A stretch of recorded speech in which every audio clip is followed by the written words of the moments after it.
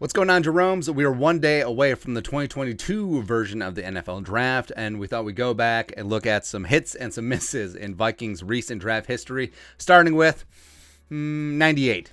I don't know. It's a nice round number to start things off, mainly because, 97, Dwayne Rudd, great. Torian Gray, great. Stalin Colonnay, great. Matthew Hatchett, the marvelous Matthew Hatchett, caught a touchdown in the 98 NFC Championship game. Woo! Cool. Anyway, so 98, Randy Moss. Yeah, that's right. Falling all the way down to pick number 21, and coming out of Marshall, and he just got it done, man. It was just amazing. A big part of my childhood watching Randy Moss doing things in the Metrodome, and we're going to Miami. Kylie Wong was a decent linebacker for a while. I'm going to have myself. Ramos McDonald was not a good cornerback at all. Mays, Cooks, Matt Burke, Pride of St. Paul, coming in from Harvard in the 6th round, had himself a very nice career, won a ring with the Ravens, ain't mad at that at all. Next up, 1999. So, you remember, the Vikings had 2 first-round picks because they traded Brad Johnson after Randall Cunningham ascended to Washington for a first, a second, and a third, I'm pretty sure. And you know who Washington's head coach at the time was? Norvell. So that's where they got the number 11 overall pick, taking Dante Culpepper. Get your roll on, baby. Now, Randy Moss and Dante were 2 prospects that were interesting for me because this is before like the internet was the internet.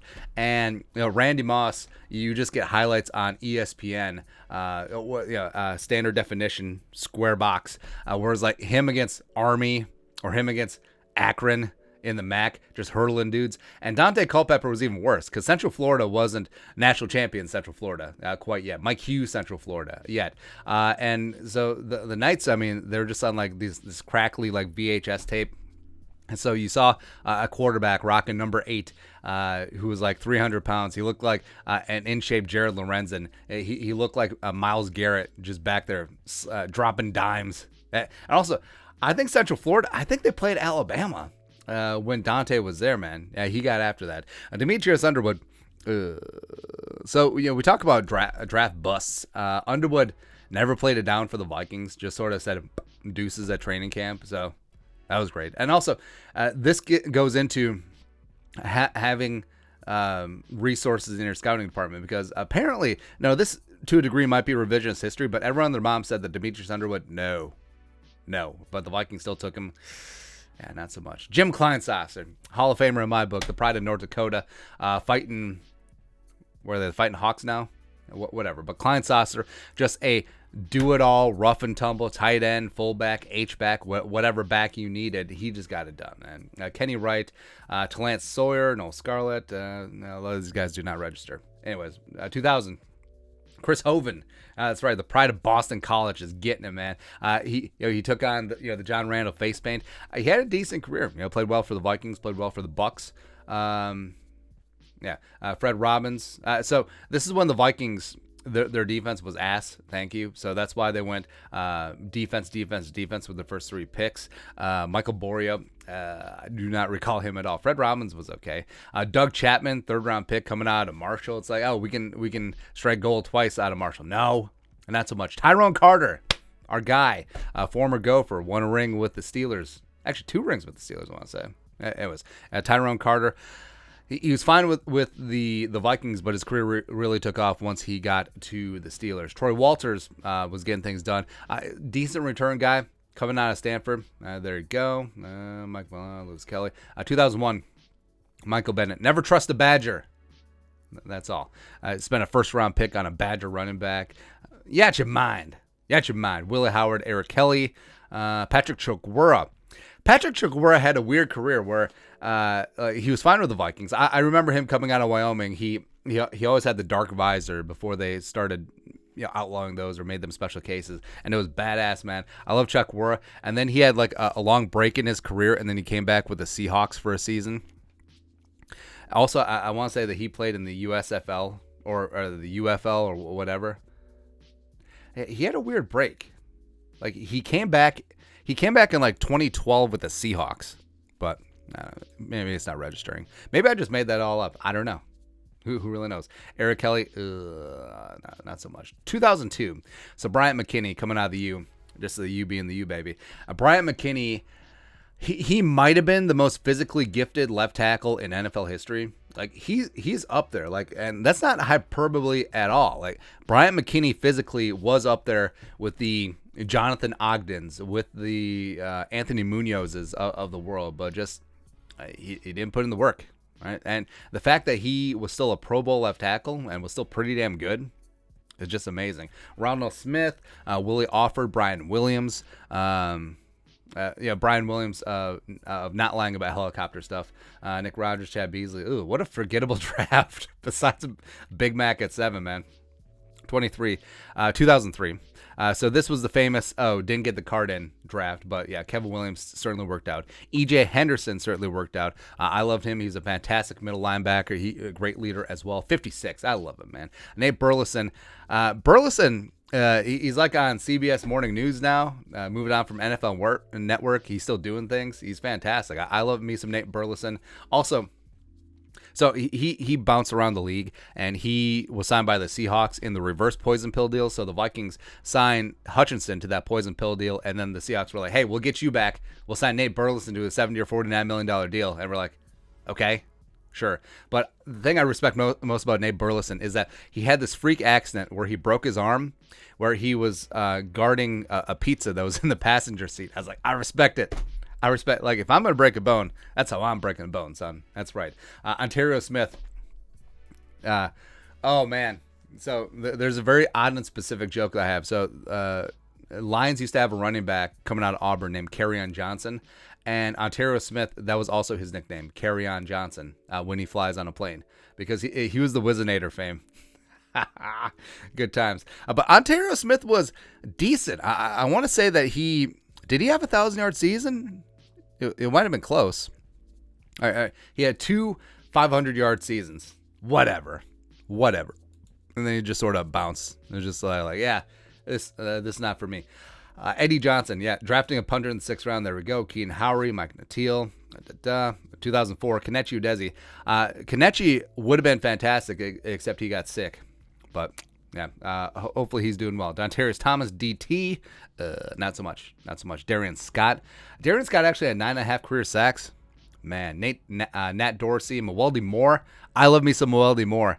One of the best third down backs in the league for a hot second. He's fantastic. Rod Davis, Jeff Dugan.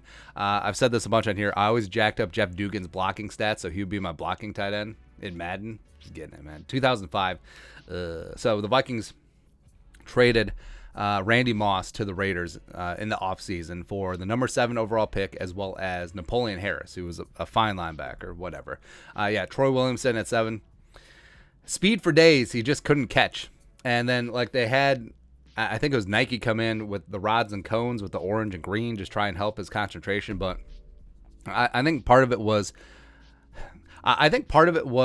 physically, like, he had problems catching, and also the mental part of it was a big part of it. Where confidence-wise, yips, he got the yips, and it was just not good. Rasmus James, never trust a Badger. Get out of here. Marcus Johnson, yeah. Dustin Fox, yeah. The Vikings drafted a white cornerback, Dustin Fox, from back in the day. I think Fox does good stuff radio-wise in Ohio still. Cedric Griffin coming in, no. CJ Mosley. How many CJ Mosleys have there been in the league? I want to say there's been 3 or 4. It's kind of awesome, man. Because it'd be one thing if it was like Alex Smith. It was like, yeah, you have a bunch of them, but specifically CJ Mosley. Just getting it. 2006. So this is where we start to rising up.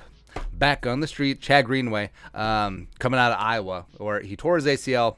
I want to say it was the first kickoff in the first preseason game. Missed his entire rookie year, but obviously had a fantastic career. Cedric Griffin, who was a solid, like, okay cornerback. Health-wise, he had some issues, 8 career interceptions. Ryan Cook, coming out of New Mexico. He had a 6'7" center. It was great. T-Jack in the 2nd round as well. Vikings racking and stacking up those 2nd-round picks. T-Jack, rest in power. Ray Edwards, okay edge rusher, horrible boxer who just fed tomato cans. Greg Blue, you're my boy Blue. 2007. Okay, so here's where he went BPA.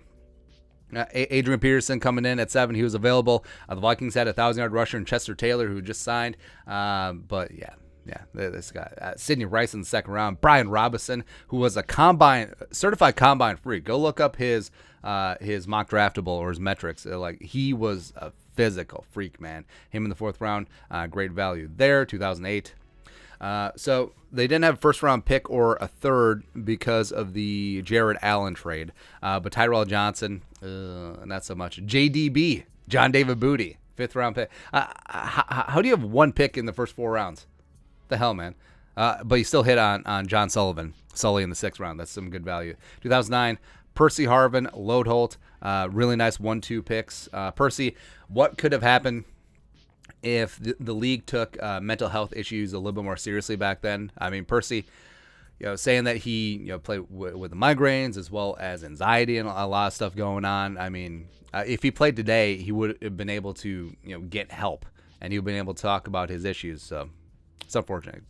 Percy was just an amazing player. He was Debo before Debo was Debo. So the Vikings 2010, they traded back. I think it was it the Lions? I forget. But taking Chris Cook, meh. Gerhardt. Yeah. Hey, a couple years after you drafted Adrian Peterson, you draft Toby Gerhardt. Great. Everson, 4th round, fantastic pick. Joe Webb.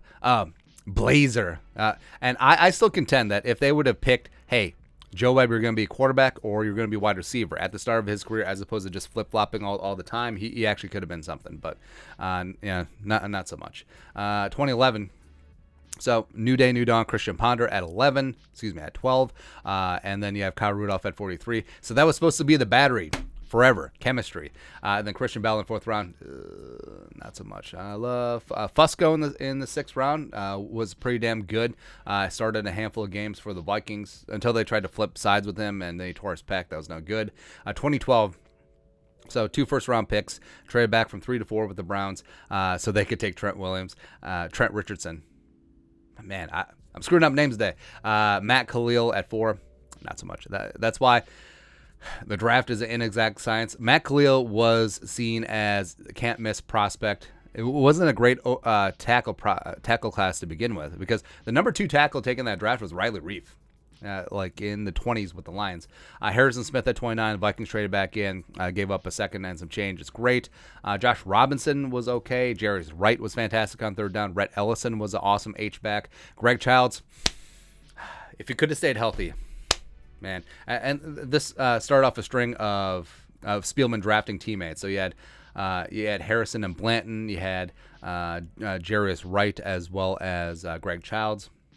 Just didn't work out. Blair Walsh in the 6th, infamous Blair Walsh. AJ Audie Cole in the 7th round as well. 2013, 3 first-round picks. Trace. So you had the extra first-round pick from the Percy Harvin trade. Ended up with Xavier Rhodes. You picked Sharif Floyd at 23, who was seen as a draft day slide. Unfortunately, didn't work out with him medically. Cordero, you traded back in with the Patriots to get him at 29. The best kick returner in NFL history. Best kick returner in NFL history, Bears fans. Best kick. Hester is the best punt returner. They're 2 different things, idiots. 2014. So Barr, Teddy, Crichton, McKinnon. McKinnon in the 3rd round was fantastic value, man. Speaking of physical freaks, let's see. Daddy Yankee, Exum, Shamar Stephan, 7th round. Sure. 2015. Fantastic year. So Trey Waynes, I mean, he was fine. Was he a number 11 overall pick fine? Not really. But Kendricks in the 2nd round. Daniil in the 3rd round. Friggin' A. And even if you just had that, you already won that class. But Stephon Diggs in the 5th, man. 19th wide receiver. Fan-friggin-tastic. Edmund Robinson. I loved him as a utility linebacker. 2016. 2016 might be the worst draft class in Vikings history. It was rough. So you missed on Laquan. Mack was fine his first time around, horrible the 2nd time. Willie Beavers never got on the field. Kentrell Brothers was like an okay special teams linebacker. Moritz Jerome Behringer, no. David Morgan was probably the best player from this class. Weatherly and Curse, I mean, for 7th round picks, I mean, they certainly panned out, and Curse got paid a little bit as well, so that's kind of nice. 2017, so no 1st round pick because of the Sam Bradford trade. They got Dalvin in the 2nd, fantastic. Elfine in the 3rd, No. Jaleel Johnson, fourth. No. Gideon, no. Rodney Adams, the vlogger, no. Danny Isadora, no. Temujin, Bucky Hodges, no. Stacey Coley. Afadi had himself a moment with the Vikes as well as with the Browns, yes. Elijah Lee, Jack Tocho, not so much. UFL legend Jack Tocho. 2018, he was at 30. Could have had Lamar Jackson. But you just signed Kirk Cousins. Brian O'Neill at 62. Fantastic. Hit home run there. Holmes, no. Gronklin got himself paid with the Jets. Respect. Daniel Carlson. I mean, Daniel Carlson is like a Pro Bowler with the Raiders, so I guess that was a win there. Gossett, Aude Aruna. I think Aruna could have been something, except he got hurt, and Devontae Downs fell to the 7 because he was coming off an ACL. 2019, Bradbury at 18. Irv in the second round. I still got high hopes. Madison at the bottom of the third was fantastic value because the Vikings were able to trade down, gets extra picks. Samia at the top of the fourth. No. Cameron Smith. Hopefully he's doing well health-wise. Armand for Watts. Solid value in the sixth. Marcus Epps. Epps was actually starting with the Eagles, so getting some there. Oli Udoh. No. Chris Boyd, value. Dylan Mitchell, not so much. BC Johnson, yes, value. Austin Cutting.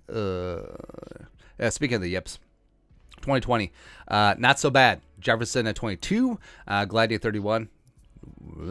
Ezra in the second round, I think, is great value. I would have loved Ezra in the first round, to be honest. Dancer in the third could still be great. DJ Wanham, James Lynch, Troy Dye in the fourth round. I think Wanham is sort of winning there. James Lynch, get him on the field. Harrison Hand in the fifth. Free Harrison Hand. KJ in the fifth is great value. Really stepped up year two. Blake Brandel could be a solid utility swing tackle. Metellus is good on special teams. Kenny Willekes, Johnny Tryhard getting after that thing. Then Stanley, Cole, and Hinton make up the back end. And, of course, last year, trading down from 14 to 23, taking Darisaw, as well as getting the picks for Kellen Mond, as well as Wyatt Davis. Chaz Surratt, no matter what. No second-round pick because of the unique the freaking Ngakoue trade. Patrick Jones in the third round, so a quad of third-round picks. I think these guys could pan out given the right situation. A couple great fourth-round picks. King Kene should have been all-pro last year returning kicks. Cameron Bynum has a bright future at safety. Janarius Robinson has the length and get after it. I think that actually getting him on the field would be great. ISM has great speed. Zach Davidson, the tight end punter who can either tight end or punt, as well as Twyman just getting it this offseason. But that's it. Let's take a look at Vikings draft history, 1998 to present. Some hits, some misses. Let's know your thoughts and our thoughts in the comment section below. Subscribe for daily Vikings takes. Want to support the work? Put a little something in the Venmo. But until next time, Skull Production Value.